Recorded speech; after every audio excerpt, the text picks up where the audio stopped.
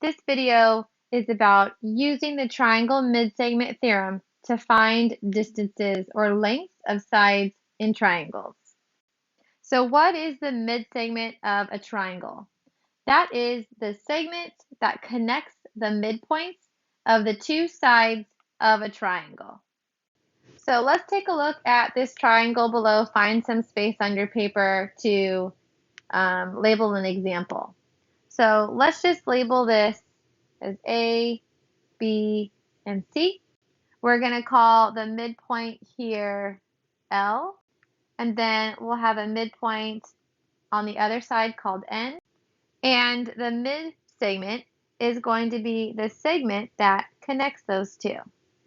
So obviously this is just a sketch. It's not drawn to scale because L, I'm not sure if L is exactly in between these vertices, and same with N. I'm not sure if it's exactly between the vertices, but you get the general idea of what a midsegment is. Now we're going to complete a coordinate proof to help us understand the triangle midsegment theorem. So first we have some vertices. Our first thing to do is plot and connect the points to form a triangle on your graph.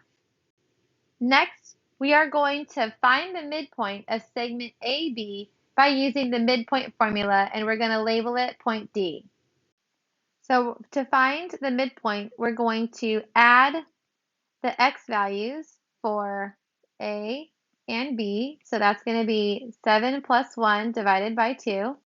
Then we're going to add the y values and divide those by 2. So that would be 10 plus 2 divided by 2. This is going to give me 8 over 2 and 12 over 2, which will give me an ordered pair of 4, 6.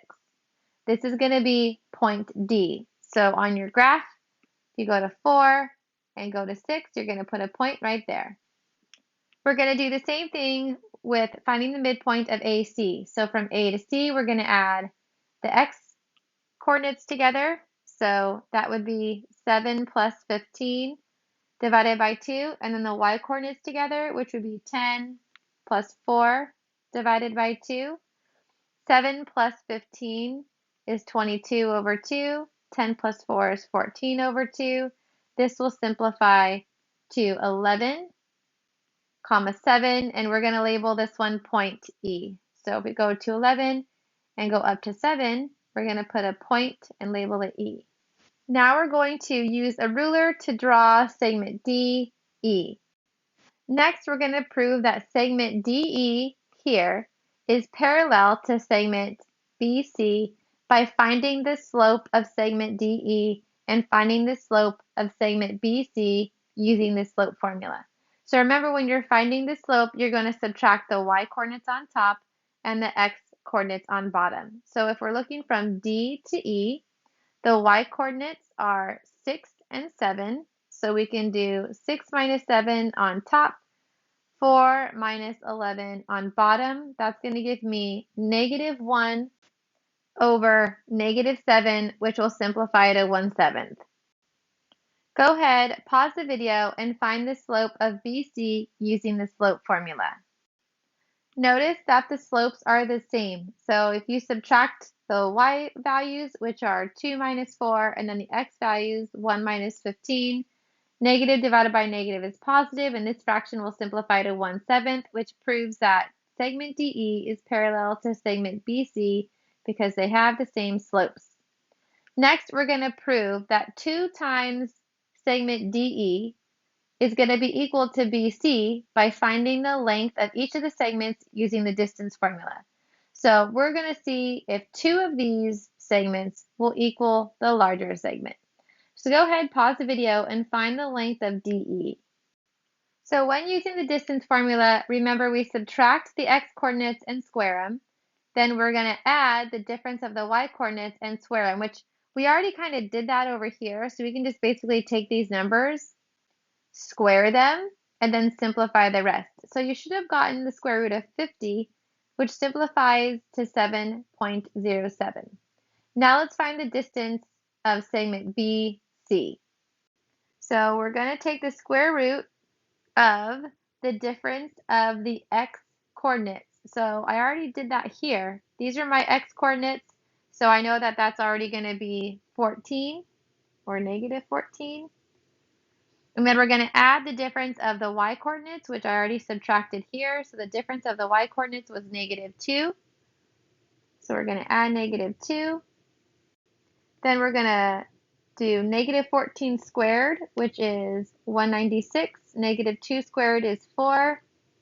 That's going to give me the square root of 200, which is approximately 14.04. So you can see that 7.07, if I were to add this to itself or multiply it times 2, I would get 14.04. So that means that BC is twice as long as DE. So the triangle midsegment theorem is the segment connecting the midpoints of two sides of a triangle is parallel to the third side and is half as long as that side. This segment right here is the triangle midsegment. This segment is parallel to this side, and this is only going to be half of the longer side. So there's two ways you can think of this. We can say 2 times segment DE is going to give me segment BC, or we can say DE is equal to half of the length of BC. Let's apply this to letter A. We're going to use the triangle midsegment theorem with algebra to solve for x. Looking at letter A, which one of these represents the midsegment of the triangle? The midsegment of the triangle is this side here. So if I take this and multiply it times 2, it will give me the length of the larger segment. So we would do 2 multiplied by 3x is equal to 5x plus 8. This would give me 6x is equal to 5x plus 8, and then when you subtract 5 from each side, you get x is equal to 8. So 3 times 8 is 24, and then 5 times 8 is 40, and then 40 plus 8 is 48. So when you substitute your answer back in, you can see that 24 times 2 is 48, and half of 48 is 24. Let's take a look at letter B. How would you set this problem up? Because the 2x plus 9 represents the midsegment of the triangle, I can take this, multiply it by 2, and it should equal the 7x plus 3. So to solve for x, we would distribute the 2 to each term inside the parentheses. That would give me 4x plus 18 is equal to the 7x plus 3. I would subtract the 4x over. That would give me 18 is equal to 3x plus 3. Subtract the 3 over. That would give you 15 is equal to 3x, giving you an answer of 5 for x. Letter C gets a little bit more difficult because now we have an x and a y. So if we look at how the triangle is labeled, this right here is the midsegment and is parallel to this side. And then 14 is the midsegment of these two sides, and this side is parallel to the longer side. How would you set up your equations to solve for x? There's two equations you could use. You can do 2 times x minus 2 is equal to 20, or we can say that x minus 2 is going to be equal to half of 20. I'm going to go ahead and use this equation. So half of 20 is 10. So this is going to be x minus 2 is equal to 10. If I add the 2 over, I get x is equal to 12. To solve for y, we're going to be looking at these two segments. I know that I need 2 of these segments to get the larger segment. So the equation I'm going to use for this one is 2 times 14 is equal to 7y. Another option would just be 14 is equal to half of 7y, but because 7 is not divisible by 2 and you get a decimal, I wouldn't choose this equation as my first choice. So 2 times 14 is 28, and then that's equal to 7y. If you divide by 7 on both sides, you get an answer of 4 for y. If you were to substitute that back in, 7 times 4 is 28, and 14 is half of 28. For letter D, the base of a triangle has a length 12 less than 5 times the length of the parallel midsegment. Find x and find the length of the midsegment and the base of the triangle. So because there's no picture here, I'm just going to use this diagram to translate and label what the problem is saying.